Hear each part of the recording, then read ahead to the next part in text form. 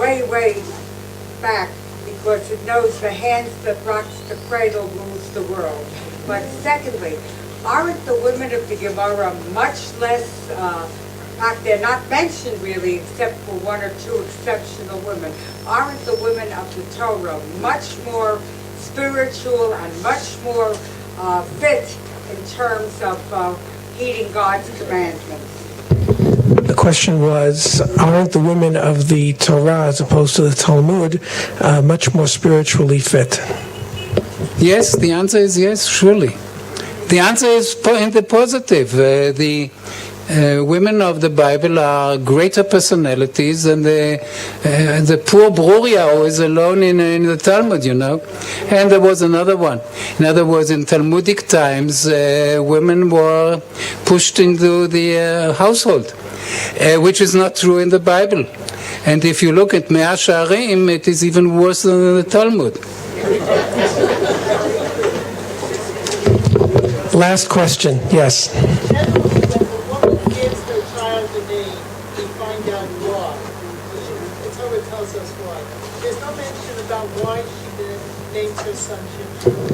The question was, generally, when a woman names a child, we also are given an explanation as to why. Here, there's no explanation.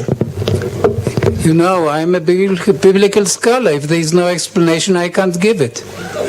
No, I mean it. You know, most people like to explain all the names in the Bible. But Ibn Ezra, my great master, says, I deal only with the biblical explanation of names. But I don't add any midrash to, or any drasha to the biblical names, which are not explained.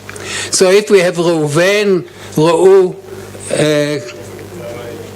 Kinatan Liben or something like it, all the children of Jacob have given names. I forgot to say before that the only one who is not given an explanation for a name is Dinah. We don't have an explanation for Dinah, and Dinah is not among the 12 tribes of Israel. And she is not blessed in the Birkot Yaakov. So I could give you a lot of more proofs for the secondary status of biblical women.